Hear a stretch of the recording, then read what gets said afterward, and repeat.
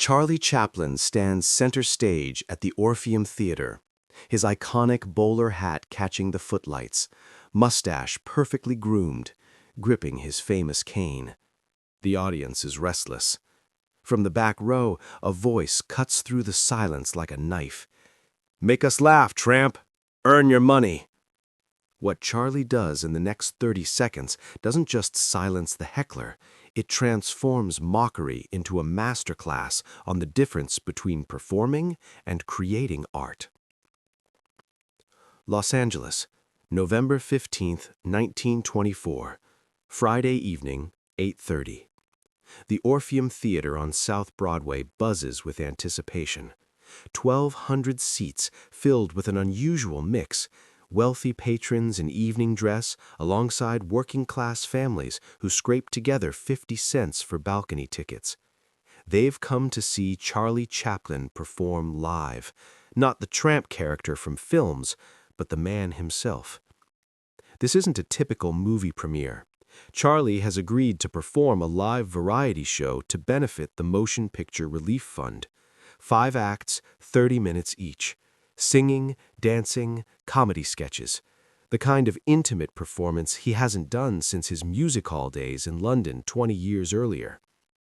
Charlie is 35 years old, at the absolute peak of his fame. The Gold Rush opened 3 months ago to massive success.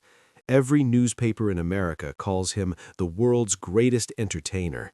His films gross millions. His contract with United Artists makes him the highest-paid performer in history. But tonight feels different, more personal, more vulnerable. On screen, Charlie controls every moment, every edit, every reaction. Live theater offers no such protection, no second takes, no cutting room salvation. Just Charlie, 1,200 strangers, and whatever happens in real time. The first 4 acts go well. Charlie performs sketches from his early films, drunk routines, physical comedy, the bread roll dance from the Gold Rush. The audience laughs appreciatively, polite entertainment, professional execution. But something is missing. Charlie can feel it. The magic that separates performance from art isn't there. He's giving them what they expect instead of what they need, playing it safe instead of taking risks. For the final act, Charlie planned a simple routine. The tramp meets a policeman, comedy ensues, curtain falls. Safe, familiar, guaranteed applause. But as Charlie walks to center stage, something shifts in the atmosphere. A man in the back row stands up, tall, heavy-set, wearing work clothes and the confident aggression of someone who's had too much to drink. His voice carries across the theater. "Make us laugh, Tramp. We paid good money. Earn it." The theater goes quiet. 1,200 people holding their breath. Charlie has faced hostile audiences before, but never this directly, never this personally. The heckler isn't attacking the Tramp character. He's attacking Charlie himself. Other voices join in. "Yeah, dance for us. Do something funny. We want comedy, not standing around." Charlie stands in the spotlight, feeling the weight of expectation, the pressure of instant gratification, the demand to be funny on command. This is every performer's nightmare, the moment when entertainment becomes humiliation, when the audience stops being partners and starts being predators.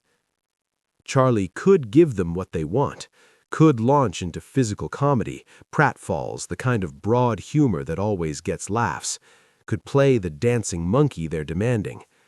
Instead, Charlie does something unexpected. He removes his bowler hat, places it on the stage floor, sets his cane beside it. Then Charlie Chaplin disappears, not physically, but emotionally. The man on stage is no longer the world's greatest entertainer performing for applause. He's a street performer, a nobody, someone invisible to the world. Charlie begins to mime.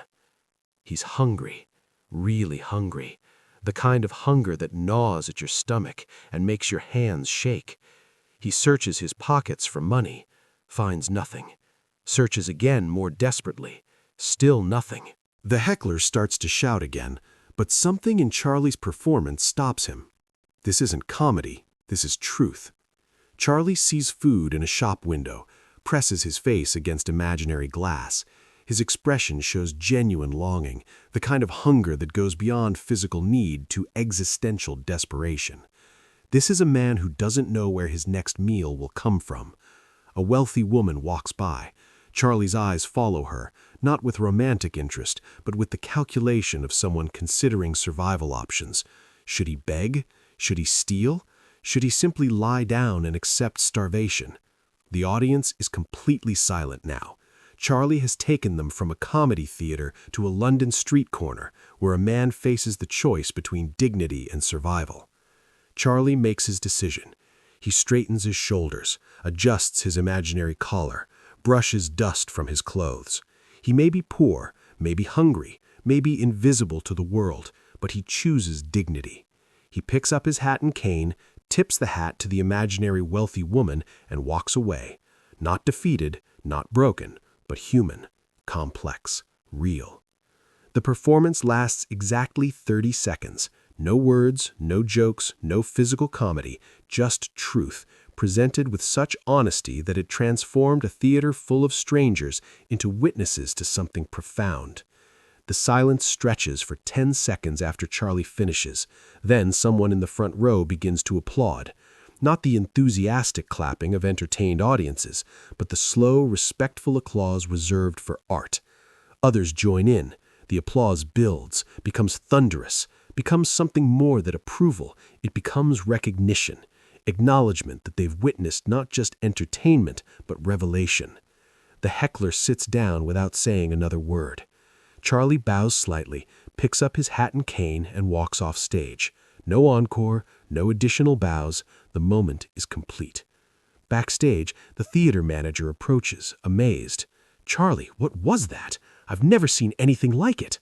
"That," Charlie says quietly, "was the difference between making people laugh and making them feel."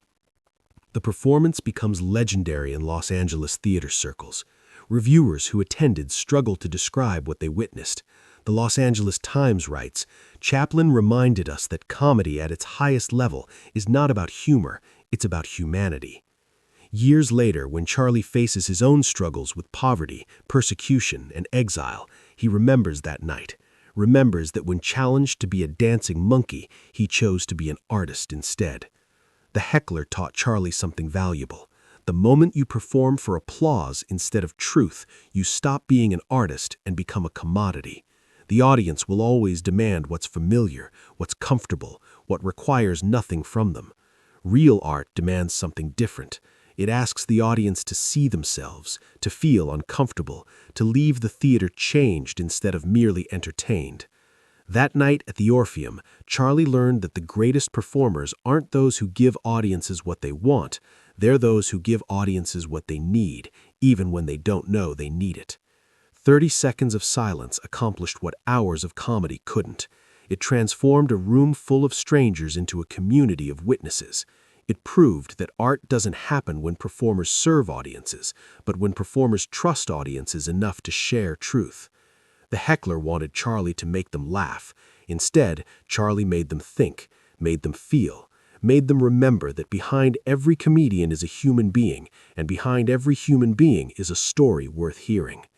Charlie never performed live theater again after that tour. He returned to films where he could craft every moment, control every emotion, perfect every gesture. But he carried that night with him. The night a heckler's demand for entertainment became an opportunity for art. The Tramp character was born from Charlie's understanding of poverty, dignity, and hope. But that night at the Orpheum, Charlie himself was born as an artist who understood that the highest form of entertainment is not making people forget their troubles, but helping them understand that their troubles make them human. When someone demands that you dance for their amusement, you have two choices: become their puppet or show them what it means to be human. Charlie chose humanity. In 30 seconds of silence, he proved that the most powerful performance is not the one that gets the loudest applause, but the one that creates the deepest silence. That's the difference between entertainment and art. Entertainment serves the audience. Art serves the truth. And truth, when presented with enough honesty, makes entertainment obsolete.